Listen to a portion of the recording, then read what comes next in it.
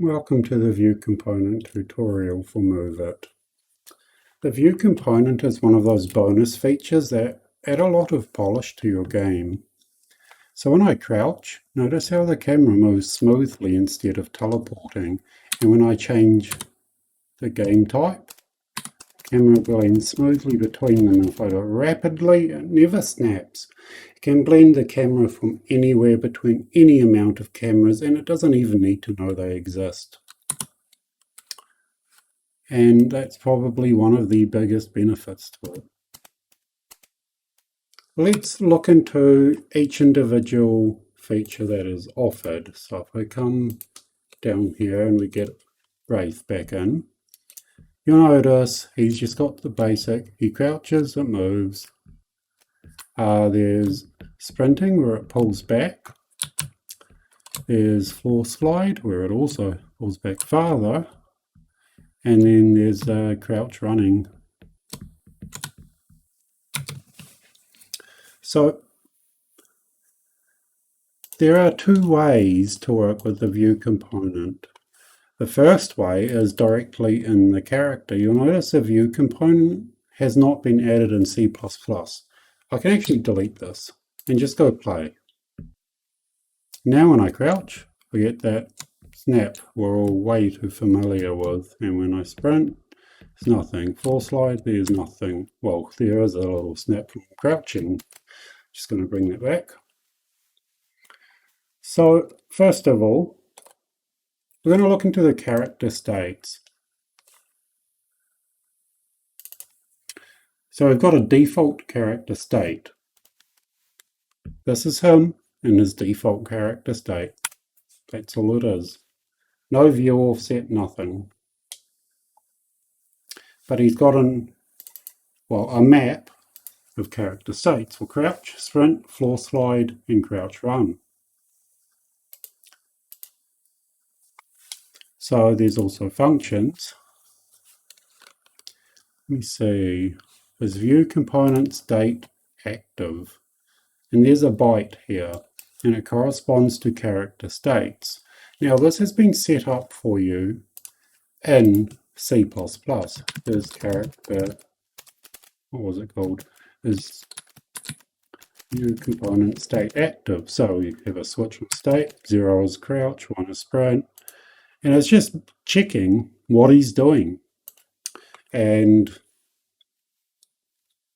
if we are checking for the 0 byte, we're checking if he's crouching. It returns if he's crouched, but he's not floor sliding and he's not crouch running, then he's crouched.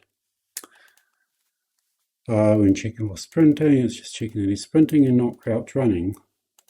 Because crouch running uses sprint and crouch.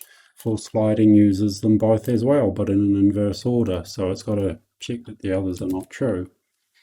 So if you were to add an extra state, you could say is equal to 5. And this is your custom movement state. Let's pretend when he vaults over a wall and you've created the state yourself, we're just going to have a pretend boolean so we can check against. If he's vaulting, so if we are checking the vaulting state, we simply return whether he's vaulting or not. But, okay, if we're not checking the vaulting state, we can just add call to parent function, chuck the state in through there, tidy it up a bit, and just return the super function, the parent function. And you can add all the other extra states you want in. So if we had vaulting, we'd come to our map here and we'd add vaulting. So 0, 1, 2, 3, 4, 5. And we can, so these are the settings for what the camera does when they're in these states. So for now, I'm going to get rid of this because I've demonstrated how to work with it. And we're just going to have a look at the crouch. So what happens when we crouch? Camera moves down and it moves right. So I'm going to zero everything here. So it does nothing. See, it does nothing. But there's also no snap, by the way. That's one thing you might notice, is that you don't have that snap on crouch. So you can just have crouching that doesn't modify anything this way. I'll add negative 32 here. So now it moves down. We could even move it up 32.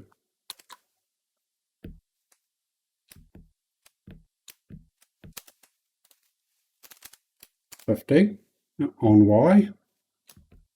That's how we move it off to the side. If we want it to come forward or back, we use X. So I'm going to go back to the defaults here. Now you'll notice there's a blend option and we have a custom curve. This just provides a nice generic blend. It's similar to a lot of blending options that are available here, but not quite. It's a blend that's made specifically for camera transitions. So you get a nice ease in and ease out, but only at the very end and very in the start. So if I come to linear, you'll notice a difference.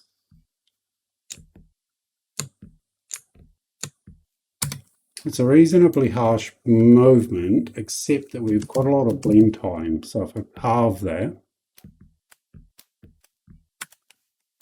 it's actually not a bad look. We can change the blend option to cubic. And you'll start seeing different results. So if you play with these, you can get drastically different curves for the transition.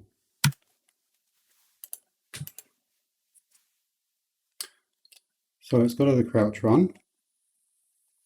We'll put this back to our curve because it looks nice. So the crouch run, floor slide, sprint, they all have these options. So now you know how to add your own custom character state. You know how to change its behavior. So the next thing you need to learn is if you have multiple cameras. I'm going to just duplicate this, okay? And we'll make this a very far away camera. Other than that, it's really nothing special.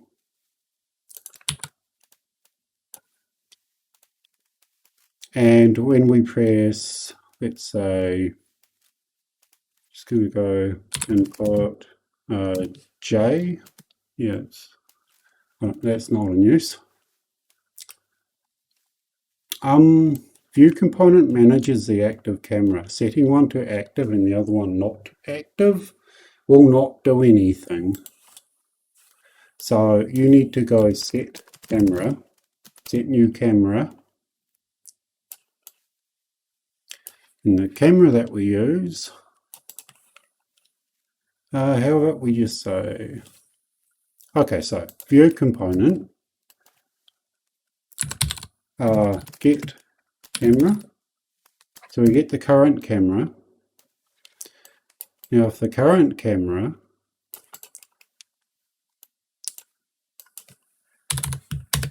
is first follow camera, we can go select this one here.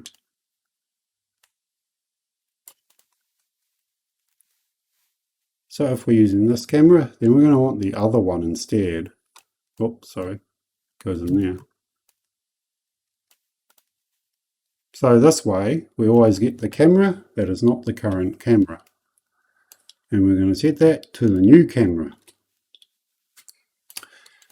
Now there's a camera settings struct. It does look a little complicated. And we're just going to ignore it for a second. We'll put the blend time at 1, no blend options. And when I press J, we're just going to make sure it switches. It does.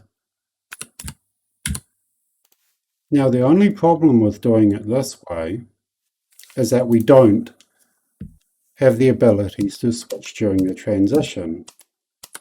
So let's say you're switching between first and third person camera, you would simply have a boolean as first person, and you'd use that instead of which camera is the current camera. But for this example, this suits us fine. We can add a blend option, we'll say circular in out. So now when we change it, we get a real kind of rush in and out. So if we had a Boolean and we could switch it before the transition is completed, this blend time means that it takes 1 second to traverse 1000 centimeters.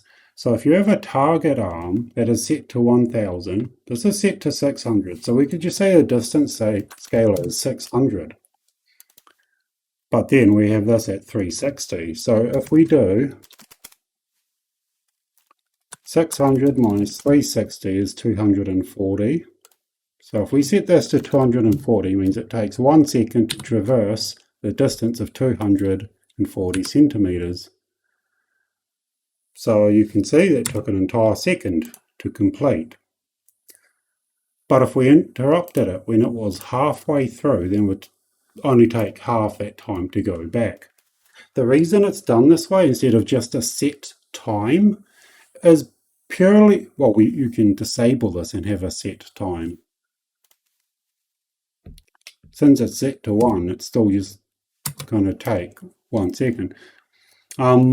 But we like doing it over the distance, so we can control the blend time. It can become larger or smaller based on how far we are from the camera that we're changing to. That's what this option allows us to do. We can ignore the Z distance, and the Z distance is literally just this kind of orbiting. It just makes it so that it computes it over a flat plane instead. And you can see it's always smooth. And like I said before, but I really want to reiterate this, is you can change between any amount of cameras at any point in time without it knowing what they are. It just blends properly between them using this system. So we'll say it takes about half a second to do that change. I think my calculations are a little off, by the way. Yeah, I had them backwards. Okay, so that's how you change the camera. But now, if I crouch, no issue. Come out, if I crouch, there's no issue. But there's a function called, let me think, get view component state cameras. If I just return nothing, we have that same horrible snapping. Now if I go make array, and I give it the second camera, not the first one. First one is a horrible snapping. Second one has a smooth transition. So by default, if you do not override this, it will just do it to every single camera on the character. So if you remember, I said there's 2 ways you can do this. If we go into the MoveIt content folder, view component, example, you're going to find a view component that's set up to handle everything itself in Blueprint. Get character state cameras. You can see it just makes an array of all the cameras on the character. It's character state active. It does the same thing that it's doing in C++, but it's even using an enum to do it. Go to the event graph and begin play, it just caches the character.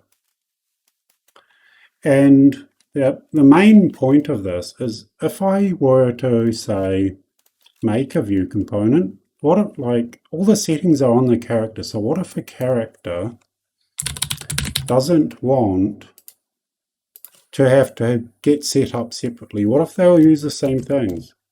Custom view comp.